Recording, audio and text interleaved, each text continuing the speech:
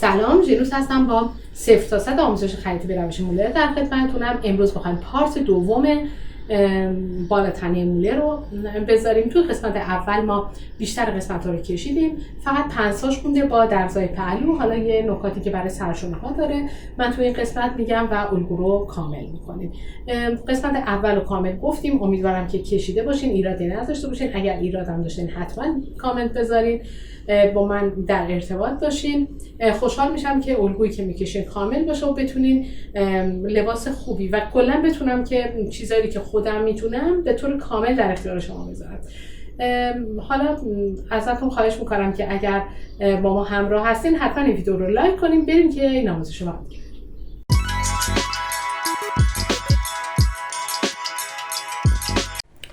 خب ببینیم، من قسمت اول رو که گذاشتم، الان میخوام قسمت دوم بذارم. قسمت اول رو که گذاشتم یه سری آمدن گفتن که تند گفتی، یعنی یه سری چیزا خیلی تند گفته شده و مفهوم نیست بر ما. به خاطر همین من سری دوم، یعنی از اینجا شما دوباره ضبط کردم که آرومتر بگم که اگر مشکلی توی درکش هست برطرف بشه. ببینیم ما تا این قسمت رو انجام دادیم، یعنی حلقه ها کشیده شد، سرشونه ها کشیده شد. الان چیزی که مونده این خطای پهلو. ببینید این الگوی پشته، اینم الگوی جلوه. ببینید این فاصله هم که هست 11 تا 11 این تیکه میشه فاصله بین این دو تاست که گفته بودم. شما اگر که خواستین اصلا پنسی نذارین برای قسمت پشت یا جلو، میتونین این قسمت رو نکشین، ولی این مقدار نقطه‌ای که حالا ما بعداً از اینجا میذاریم، فاصله‌ای که اندازه میگیریم، به خاطر اینکه بدونیم اینجا رو چقدر بیایم بیرون. کلا یه مقدار برای پنسا گفته میشه و یه اصلاحی هم داره برای سرشونه که خیلی ساده است و گفته میشه. حالا میریم که اینو انجام بدیم. ببینید زیر نقطه 12 میذاریم نقطه 34. از نقطه 34 به اندازه 1/4 کمر منهای 1 سانت به سمت چپ میریم، نقطه 35 علامت میزنیم. 1/4 کمر 19 منهای 1 سانت 18 به سمت چپ میریم، نقطه 35 علامت میزنیم. ببینید اینجا میشه نقطه 35. حالا یه نقطه دیگه هم این ور باید بذاریم که اینا رو که بتونیم پنسهای پشت رو بکشیم.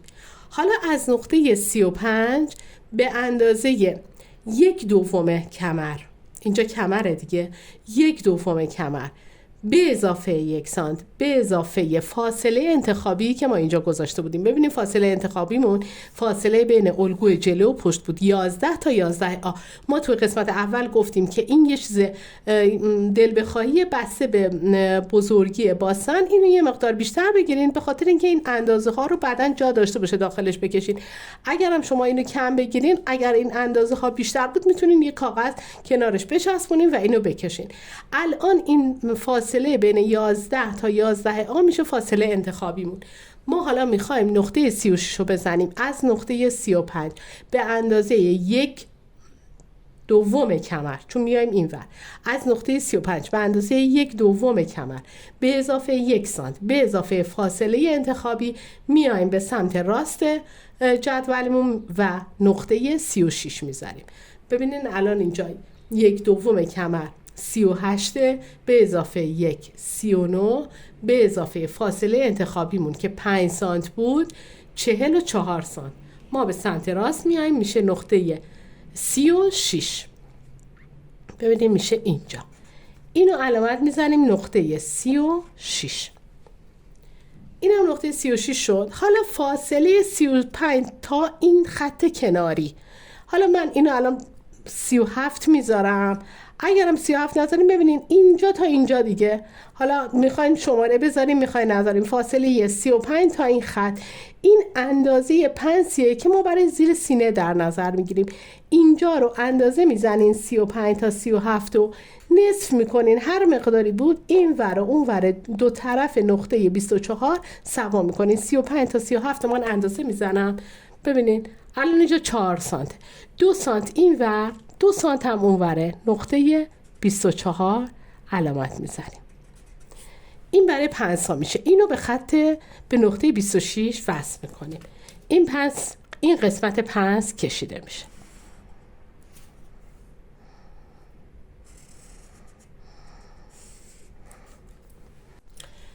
ببینین حالا فاصله 6 تا 36 رو داریم. این برای چیه؟ این اندازه‌ایه که ما میخوایم برای پنس‌های پشت رو مشخص کنیم که چه مقدار پنس میگیریم.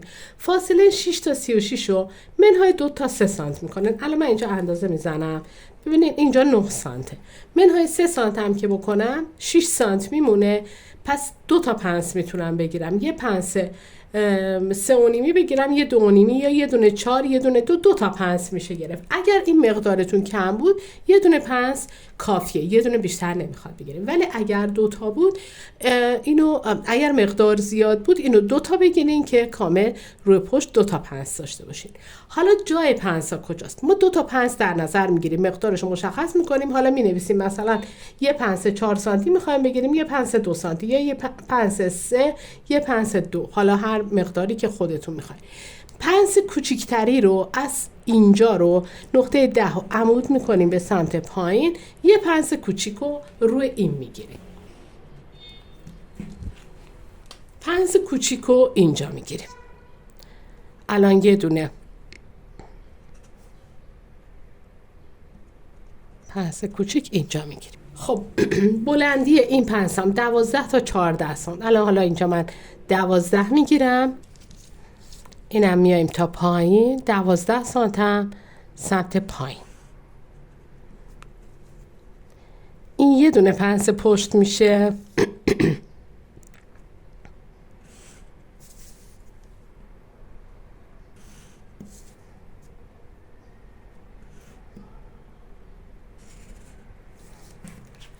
حالا اگر میخوایم پنس دوم هم بگیریم این فاصله رو هم نصف میکنیم، یک دونه هم این وسط میگیریم. یعنی الان اینجا رو من نصف میکنم، 17 رو نصف کنم، همین حدود اینجا یه دونه پنس دیگه گرفته میشه که حالا دقیقا اینجا میشه و من 2 سانت این ور 2 سانت اون ور، یه پنس 4 سانتی میگیرم. خب بلندی این پنس هم بین 13 تا 15 سانت در نظر میگیریم، یه مقدار از این پنس بلندتر. الان اونو من 12 گرفته بودم، اینم 3 سانت بلندتر، 15 سانت بالا، 15 سانت هم پایین و این پنس دوممونم ما اینجا میکشیم.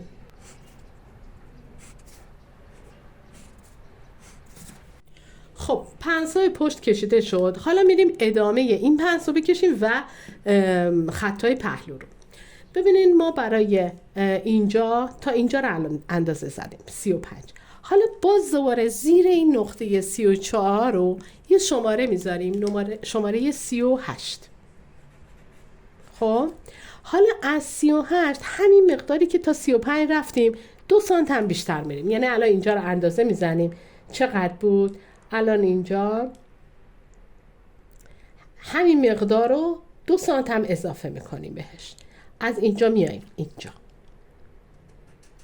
میشه اینجا، این 38، این حالا میشه 39.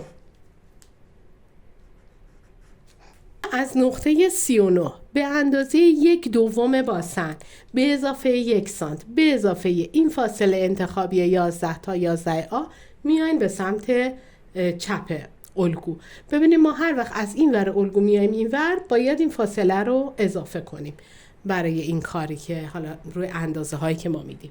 خب از 39 به اندازه 1/2 باسن 53 به اضافه 1 به اضافه 5 سانت به اضافه فاصله انتخابی میشه 59 سانت. از نقطه 39 به سمت چپ میایم و علامت میزنیم. ببینین این علامت معمولا میفته خارج از الگومون. شما فکر نکنین اشتباهه، مشکلی نیست این اگر بیفته خارج از الگو، به خاطر اینکه این یک نقطه راهنماه. ما فقط میخوایم بعداً اندازه بزنیم و خطای پهلو رو بکشیم. بیشتر وقتا میفته خارج از الگو. الان از نقطه 39 ما بخوایم 59 بیایم، ببینید دقیقاً اینجا شد خارج از الگو، میشه نقطه 40. یعنی این مقدار از الگو اومد بیرون. خب اینو گذاشتیم نقطه 40. این خط جلو رو هم 41 میذاریم. نخواستینم میتونین شماره نذارین اگر کسی با شماره مشکل داره. ما این فاصله 39 تا 41 و این مقدار رو، حالا میتونین اگر شمارم نبود این مقدار رو تا خط وسط جلو رو اندازه میزنیم. الان اینجا 2 سانته، 1 سانت این ور و 1 سانت اون ور سوا میکنیم، اینو بهش وصل میکنیم و امتداد میدیم با یه خط صاف تا پایین که این پنس جلو کشیده میشه.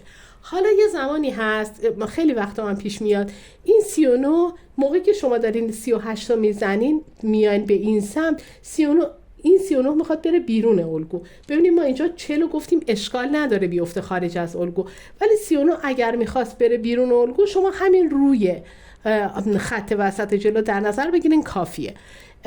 از همینجا میایم به این سمت.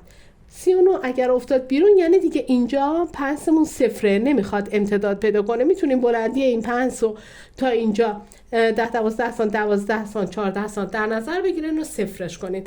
الان اینجا 1 سانت این ور 1 سانت اون وره و به این حالت میشه. ببینید 1 سانت این ور 1 سانت اون ور، اینا رو بخوای خط صاف تا پایین وصل میکنیم و این عمود پیدا میکنه.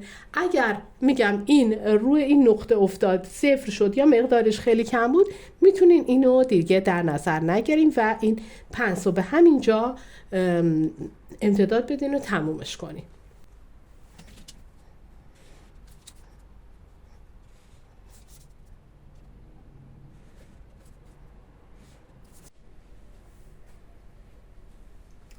خب حالا میخوایم خطای پهلو رو بکشیم. برای خطای پهلو ببینیم، من الان اینجا دیگه نقطه نمیذارم که اشتباه نکنید.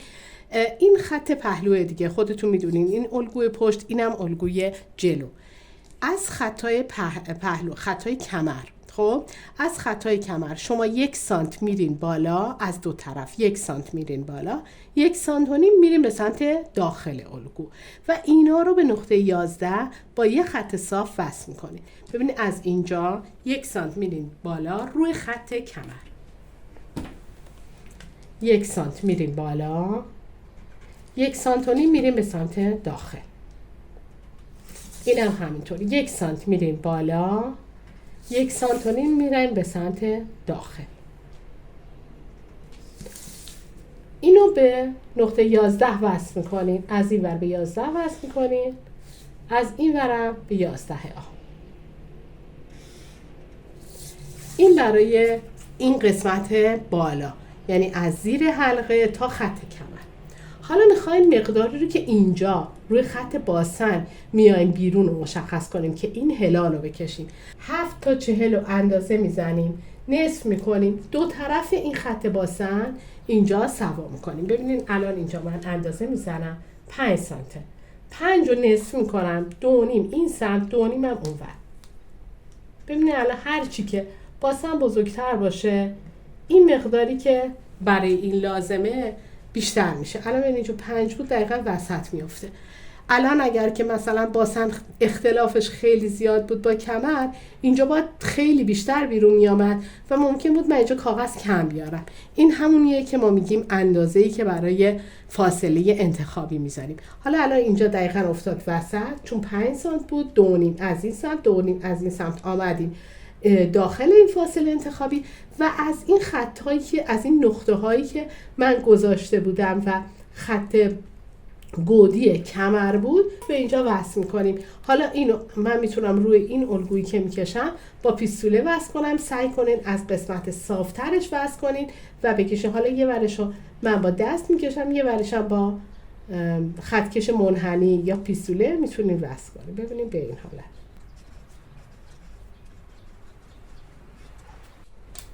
خب ببینید اگر پیستوله باشه ما میتونیم از اینجاش استفاده کنیم، از این قسمتی که خیلی قوسش زیاد نیست.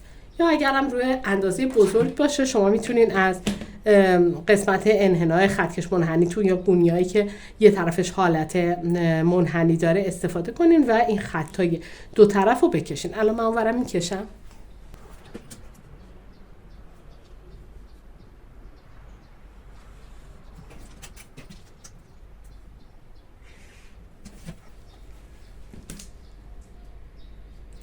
حالا اینو با یه خط صاف تا پایین امتداد میدیم.